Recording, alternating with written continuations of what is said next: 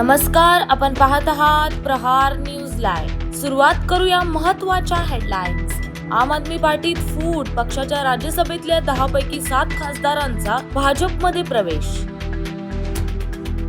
निवडणूक निकालानंतर टीएमसीच्या गुंडांना लपायला जागा राहणार नाही, पंतप्रधान मोदींचा इशारा।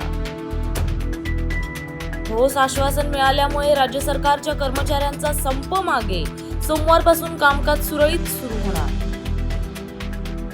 ई-केवायसी करा, अन्यथा एप्रिलचे वेतन रोखणार, शिक्षण विभागाच्या आदेशाने राज्यातले शिक्षक नाराज।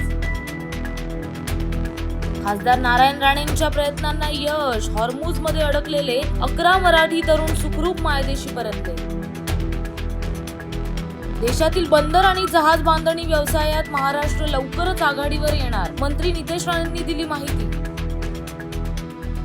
पेटीएम बँकेचा परवाना कायमचा रद्द, आरबीआयने घेतला मोठा निर्णय। सिंधुदुर्ग जिल्ह्याला वादळी वारा आणि मुसळधार पावसाचा फटका, जिल्ह्यात 21 ठिकाणी मोठं नुकसान। भात शेतीचे भाग्य बदलणार, 112 कोटींच्या महाअन्नपूर्णा योजनेला राज्य शासनाची मंजुरी। इस्रायल लेबनॉन मधील शस्त्रसंधीला 3 आठवड्यांची मुदतवाढ, अमेरिकेचे अध्यक्ष ट्रम्प यांनी दिली